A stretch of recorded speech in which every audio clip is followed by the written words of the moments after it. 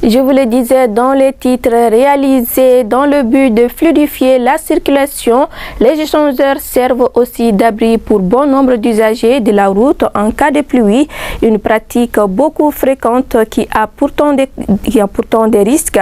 Pour inverser la tendance, les autorités envisagent la réalisation d'autres infrastructures au niveau de certains carrefours stratégiques. C'est ce qui ressort de ce reportage signé Aminata Zoumanasako. Actuellement à Bamako, il existe environ une dizaine d'échangeurs, de belles infrastructures qui respectent toutes les normes de construction, histoire d'éviter tout risque d'effondrement. Ces infrastructures ont pour but d'éviter les risques d'accident de la route en fluidifiant la circulation. Je peux le dire sans aucun doute que les infrastructures que vous voyez qui sont des échangeurs sont bien réalisées parce que c'est des ouvrages d'art qui dont la mission est de pouvoir faciliter la mobilité, créer les conditions pour assurer plus de fluidité. Alors que ces infrastructures sont réalisées pour faciliter la fluidité de la circulation, elles servent aussi d'abri pour bon nombre de conducteurs en cas de pluie. Pour moi, je trouve que c'est une situation sanitaire parce que moi-même, il m'arrive souvent de m'abriter là s'il y a la pluie. Bon, je crois que souvent ça peut servir à la population. En dehors de ça, moi, à mon avis, je ne vois pas d'autres inconvénients là-dessus. C'est quelque chose que les gens font, mais ce n'est pas bon. Parce que souvent, il y a la pluie.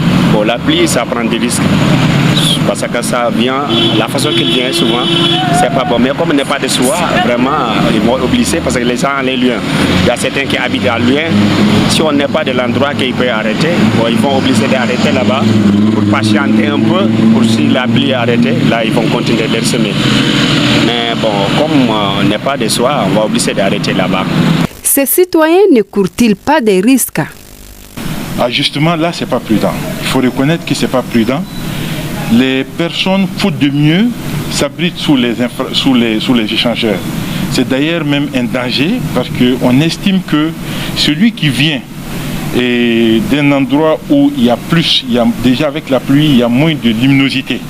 Cela fait que quand on rentre sous l'échangeur, avec la pluie et l'état des vitres, on peut ne pas bien percevoir ce qui se passe sous l'échangeur. Donc il n'est pas conseillé du tout aux personnes de pouvoir utiliser comme abri les dessous des échangeurs pendant les temps de pluie. Sur la question, la protection civile lève toute équivoque. La pratique peut entraîner des accidents inattendus. On l'a beau dit, en cas de pluie, il faut chercher un bon abri. Mais sous l'échangeur, ce n'est pas un bon abri. Ça, c'est s'exposer à d'autres risques. Par rapport à la pluie, parce qu'on ne veut pas que la pluie touche nos têtes. Mais par rapport à l'écoulement aussi, l'eau peut venir avec une plus grande vitesse et ça peut emporter aussi. On a vu des cas, l'eau qui a pu quand même emporter des véhicules et des motos. En dépit de ces risques d'accident, ces infrastructures continuent de servir d'abri pour bon nombre d'usagers de la circulation.